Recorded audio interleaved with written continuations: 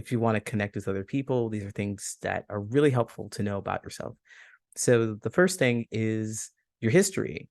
So not history is like where you come from, essentially, but what's important to you about your life? What changed in your life? What have you gone through that has perhaps shaped what you do today or who you are today? Welcome to the Business Ownership Podcast, brought to you by Awareness Strategies, helping you navigate the waters between entrepreneurship and ownership. Hey, this is Michelle Nedelec, and I'm super glad that you're here with us today because I am here with my most amazing guest, Coach Lee. Coach Lee, how you doing? I'm fantastic. Fantastic. Awesome. Glad to be here. Awesome. So give everybody the highlight of who you are and what you do for business. Who I am Coach Lee Hopkins. I'm a social connections and business culture coach. I help people make more meaningful connections in their personal and professional life. And what that looks like on the personal side is perhaps helping them find their tribe, those people that really care about them and think about their well-being. And on the business side, or the business coaching, is more of helping communities of teams, teams get together and feel more connected and create a sense of belonging. So that's me and what I do. Love it. So how did you get into personal connections as a thing? Oh, well, because I didn't have it at all. Us coaches, we're our first clients. And so I struggled with making connections and friendships with people for what feels like my entire life. When I was a kid, I watched so many people just go and be friends and like, oh yeah, I like you, you like me, let's go and hang out and talk to each other. But that didn't really, I feel like that didn't happen to me. And I watched everybody around me do this, and I thought there was something that I was missing. And I carried that with me through my adulthood, trying to figure out exactly what it is, how to be a friend. Do I change? What do I say? What do I do? How do I dress? What do I do? All those things until I figured out, well, the key is to be yourself. And sure, you've heard that before, Michelle. I've heard that before, and I was like, that's stupid. But really, it is be yourself. But what I thought, and what most people think when they hear just be yourself, is that when you are yourself, people are going to like you. That's not true. There's a whole bunch of garbage that comes along with you being yourself. And so it's being empowered to have the strength to be yourself is what I learned to do and how I help people. Nice. I love it. So let's talk about that for a Hmm. few seconds, because I think your typical, 5, 6, 7-year-old when you first go to school, they are doing what they think is themselves. Yep. Like they're just going out there, they're being them, and they're going, well, and I still don't have any friends, and I hate the world. I don't want to be here. I want to go home. It's like, I don't want sad. But I hear it over and over again that that's a lot of people's experience going to school was there weren't people like them around. They didn't feel like they had anybody. Mhm. They're leaving the closest core of people that they've ever known up until that point, which is, of course, their family, which Mhm. they know all the buttons and the triggers and they know how to deal with that group. They don't have a clue how to deal with the outside world yet, which is partially why we go to school. God Yeah, knows it's not really absolutely. learn math, but that aside, that's my opinion. We'll leave that one alone. But in your opinion, kind of what is going on for kids that, people say be yourself and they're like, well, I am. You are being yourself. Yeah, that's the thing. It's that like to your point about going to school to learn how to socialize, because that's a really big part of it. So the society will kind of tell you to look outward and tell you to look outward, look at what that person's doing and try to mimic that person because that's the right thing. Forget about being yourself. You have to fit in. We get that message a lot. So even, just trying to talk to people, we try and match them, try to figure out what it is that's important to them, and we carry that on. So being yourself, it doesn't seem like what everybody else is doing, especially when you are just running around being your natural self at a 6 and 7-year-old. You're excited about life. You want to talk. You want to point out everything that you see. It's like, look at that thing. Look at your face, Mister. Something something is bald. Wow, just want to point out what life is, but they tell you don't do those things. You can't do that. This doesn't fit. You have to be proper. You have to do it this way. And you just internalize that message. So it's really difficult. until you get older, I think my generation, I'm an older millennial. I'm 40. So I know millennials, I think they span from like You 41-ish age very well, I must say. to 25. Oh, thank you very much. Look at me. I don't look a day over 25. I probably Right? wouldn't go that far, but I okay. would. Yeah. So, especially our generation and the generations now, we're having these conversations and realizing that, oh, you were being yourself, just dealing with the feelings of people not liking you or people telling you need to change. And you really understanding that that's what I had to do was really understand that, oh, well, they're just not for me. Okay. Good to know. Right? Well, and I think if there are any kids listening to this or parents of kids listening to this, I think it's important too that, especially during the teenage years, to understand that it's okay to not get along with the people that you happen to be stuck in school with, because there's a Absolutely. whole world out there, and they're not always going to be the same, and they may not find their tribe in their school, in their city, in their state, in their country. They might have to go backpacking across Eastern Yeah. Asia somewhere to go and find them, and it might not even be people from Eastern Asia, but they happen to get together there. Um, Absolutely. I would just say to that point that some people, I think that when we go through this process, and that it's exactly what it is, as a process of finding who is for you and who isn't for you.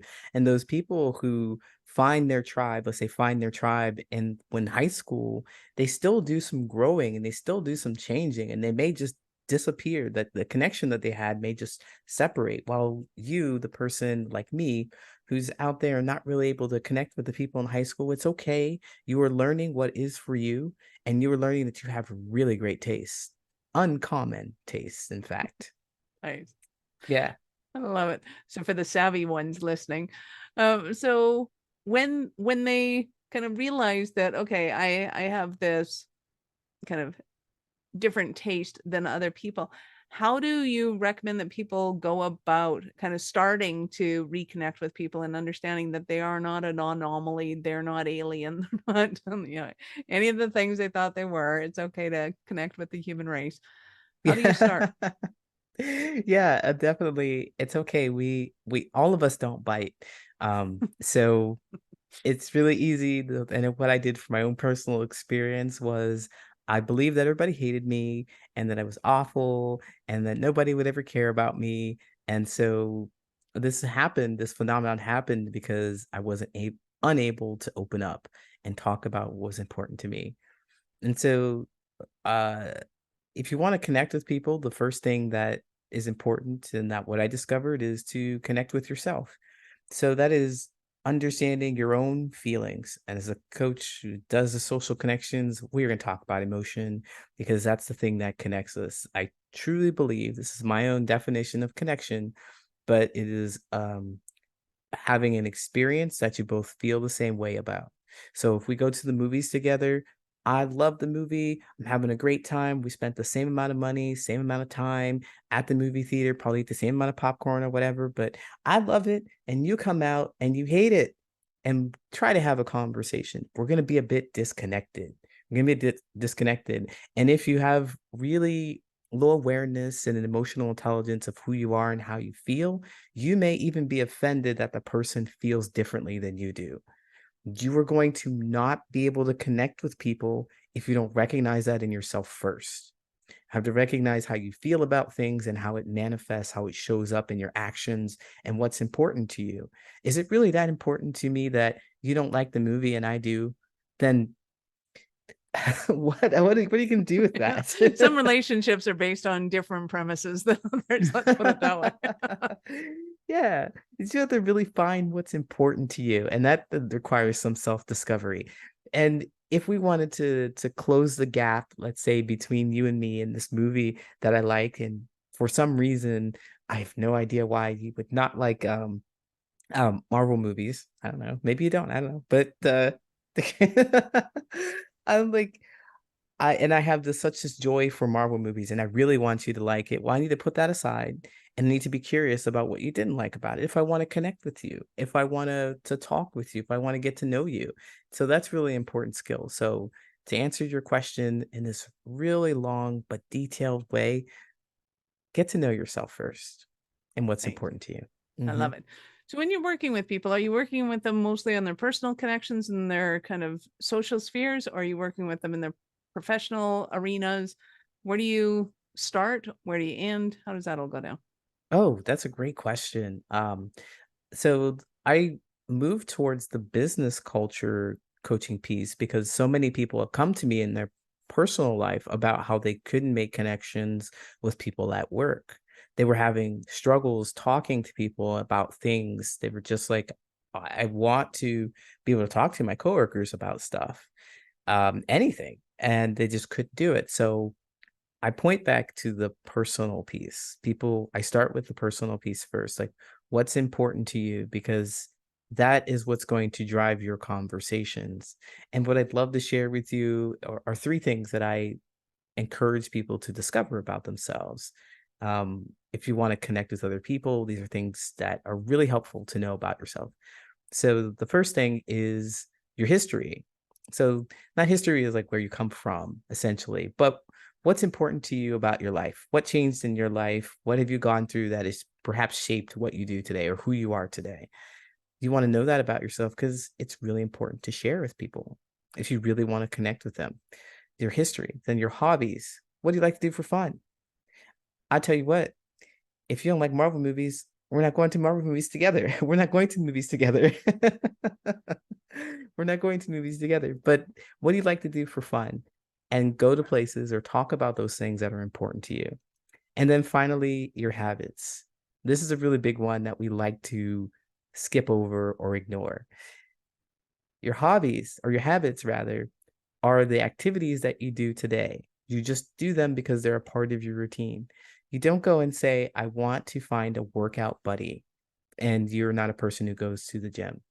If you're trying to get somebody to keep you accountable, your relationship with them is going to fall apart. Do the things you're already doing and meet the people that are already there. If you wanted to make a change and be a healthier person and go work out, do it on your own accord. Really, if it's a thing that's important to you, do it on your own accord. If it's not, be honest with yourself. Be honest with yourself about that. One other quick example, entrepreneurship. I'm grinding because I'm building a business. We're building a business, right? We want to make sure that we put the work in. It's going to be really difficult for me to connect with somebody who's going to a 9 to 5, probably not even a 9 to 5, working a tech job 4 hours a day. They close their laptop at the end of the day. That's not my life. It's going to be really difficult to connect with them and talk to them about what's happening because they have a completely different set of a different lifestyle. So those are just some things that are important. Your history, hobbies, and habits. Look out for those, know those for yourselves, and be in places and talk about those things. Yeah, I love it. Well, and I have often noticed that people who eventually become entrepreneurs have very hard time connecting with coworkers in workspaces, especially if for some reason they find themselves in a union. And it's a it's a totally different culture. It's got a totally different vibe to it. It's You're gonna have totally different conversations and you're gonna Yeah. be looking at people going, oh, okay, a Yeah. lot. And Because I I'm think my people find boss. themselves in those places because they should have gone to do this job. You should go and get an education and get this job according to your parents. So I Hmm. think if you find yourself as an alien surrounded by people that you don't relate to, it's possible that you're just not in the right kind of workforce Right. element as well. But for those people who are haven't discovered, they haven't come out of the entrepreneurial closet yet, they're still in the corporate world. Yeah. Um, so say they get that, they get their history, they're wanting to talk to people. What about kind of that corporate culture can they kind of break into without going, hey, I want to go and do this in the weekend? They're like, why would I do that? I'm not going to go to work. I'm not going to take a course in the weekend. I'm not going to do any of those things. I'm going to go and, go to the bar, have a barbecue, do the things that employees do on weekends. Not that there's anything wrong with that, Not just at that they're all. two totally different worlds and you got to Absolutely. recognize that. Absolutely. They are definitely two different worlds. And if you wanted to connect with people in the corporate space, so what I hear you saying is connect in the corporate space, but you kind of don't want the lifestyle, you want something a little more. And so this is where your values are going to show up. Your values are going to show up. It's going to be like, do you want to go and spend time at I don't know, a barbecue or at a bar doing happy hour with them, or do you work on yourself and your business? And it's really hard to be able to talk about me working on myself and my business to these people who aren't doing that kind of thing. They're just happy living paycheck to paycheck. They want to have life the way they do. So I would say that it's up to you and your values. Oh boy, I'm going to go back to that. If you go to the space, if you go to the barbecue or to the happy hour, be present. I would say be present there because you are going to connect with these people. Maybe you bring up some curiosity about what it is that's happening in their lives and do your best not to try to be understood. They have demonstrated to you that this is the kind of person that they are. This is the lifestyle that they want. Go and connect with them and meet them where they are. Be on their level.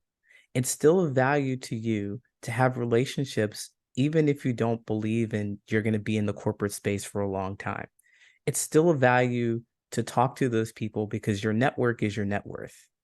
Don't go poo poo on their parade. Don't go in and expect to change them either. Go and enjoy, be present. That's what I would say if you want to connect with people. I love it. Well, and I think it becomes pertinent too in the in personal relationships. I think people, when they first connect, they notice the things that are similar and how they connect. And then Mhm. after the honeymoon phase is over, it's like then they start to notice all the things that there's disconnections on that they don't agree on. And it's like, oh, why did I like you Yeah. in the first place? It's like sometimes you got to go back to those other things that you did like and admire, because in the honeymoon phase you may have noticed the things that weren't connections, but you were curious about them. Just like you said, you were interested in them because it was about them, not Mhm. because it was something that you needed to do together. Absolutely. And some people don't realize it. They really have those rose-colored glasses on for weeks, months, maybe even years, and they realize, "Ah, I was tolerating some stuff I didn't what? It was such a disconnect." And you don't realize that until maybe years, or months or years. This has happened to me, and I'm sure it's happened to other people as well. So, what I would say as a social connections coach, I do have tools to recognize those things faster, sooner rather than later. So you're not spending so much years on figuring out if you really want to connect or they really make a great connection. And I tell you, don't ignore them.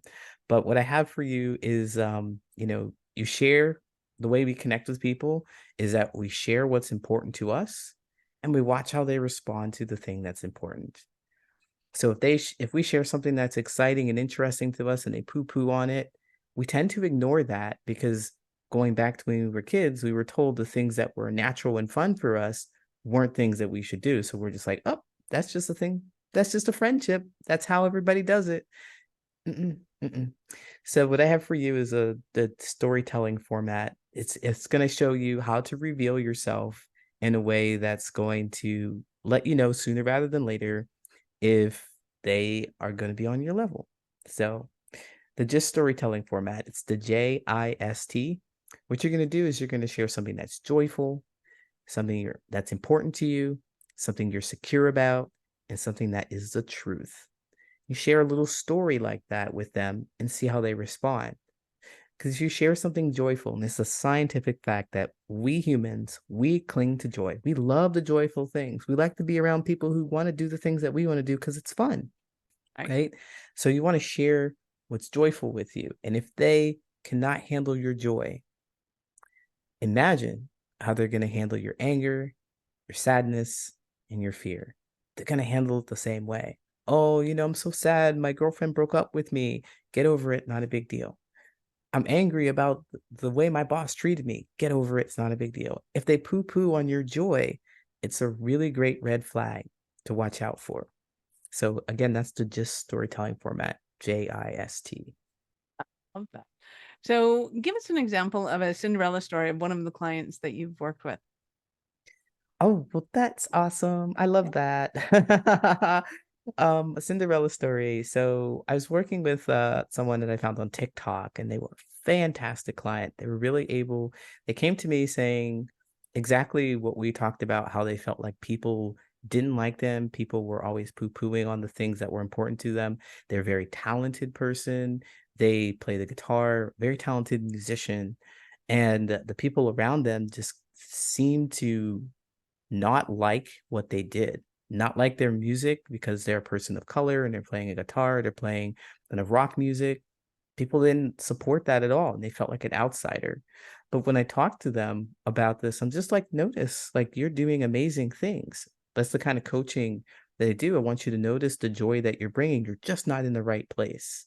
You're just not in the right place. So I challenge them to go to different places and talk about things that are important to them. So talking about the music, and so they went to try a recording session, and they really hit it off with the people that were at the recording session.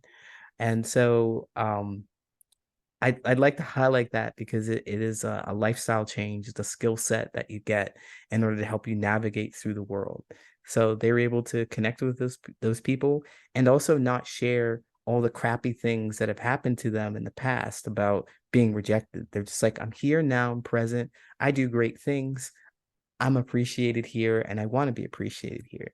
So I help them show up in that way. Nice. I love that.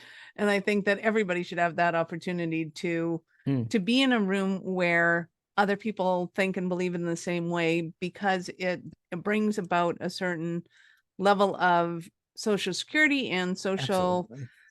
well, individual security, I guess, as well as being able to understand, hey, I'm not an alien. This is not insane. And then with that level of comfort, you can then go out into the world and go, hey, I'm thinking this. And when people are going, you what?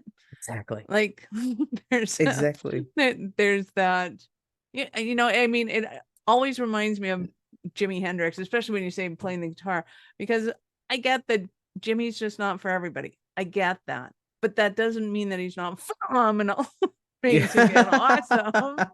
Yeah. And you got to recognize that there might be some polarity when you're that amazing, right? Mhm. And I'm sure he got a ton of that growing up, going, it's just that's weird, that's loud, that's I don't know, kind of thing. And then the rest of the world kind of listened in and went, oh my God, that's phenomenal. Right, oh, I love this point so much because if you're not if nobody's feeling you, like, if nobody's experiencing you, whether it's the way you desire or not desire, you're not doing it right, and you just go through life, and people are going to experience you, whether it's a way you desire or a way that you don't desire, but it's gonna happen, and if you focus on how you're impacting people in a way that might they might push you away or might not be interested, then you're missing out on all the wonderful people who are interested in you, who do see you, and they're like, "Wow, you're amazing." You're gonna miss out on that, but don't turn down your shine. I love it. So what are some of the stumbling blocks that somebody might be having and that they're listening to this and going, oh my God, Lee, I need you so badly. So when shying away from themselves and kind of they know they want to do something, but they can't find themselves doing it. They're rejected by their community around them. What kind of things are blocking them? Kind of things are blocking them. Of course, there is this belief in yourself and that you are for somebody. So the biggest problem that keeps people stuck, and it's the looking outside of ourselves for this confirmation that what we do is okay. And we're looking for the smiles on other people's faces to confirm that we deserve to be here, that we deserve to express ourselves. No, we just are here and we do deserve to express ourselves just simply because we exist. And I know that there's fear that comes up because usually people react to you in one of three ways when you're afraid to share because you're afraid because you've probably experienced where you're shining and you're showing up as yourself and somebody just walks past you and it's like, oh, I feel rejected. Of course, understood. And the second way, people will see you shining and they will be like, "Ugh," and they go in the opposite direction. They just go away from you. That doesn't feel good. That feels even worse. And then the third way, which really cripples a lot of us, is that we start shining. We talk about things that are important to us, and people actively try to shut us down. Of course, if you've experienced that when you have community around you, it's really hard to see that there's somebody else out there for you. So that is what keeps us stuck. And what I like to do in my coaching is tell you how awesome you are so that you can see it for yourself. Somebody did that for me.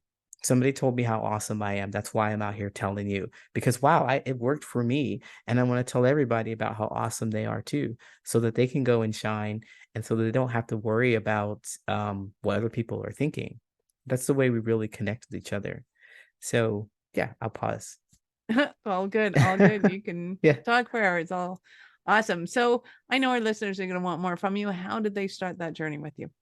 How do you start the journey? Well, you can check me out at patternsofpossibility.com, and I'm at Patterns of Possibility on all the social medias out there. You can find me. I have a community where we're getting together, we're talking about ourselves and lifting each other up, looking at those wonderful things because I know that you see wonderful things in other people. They also see them in you. So accept that.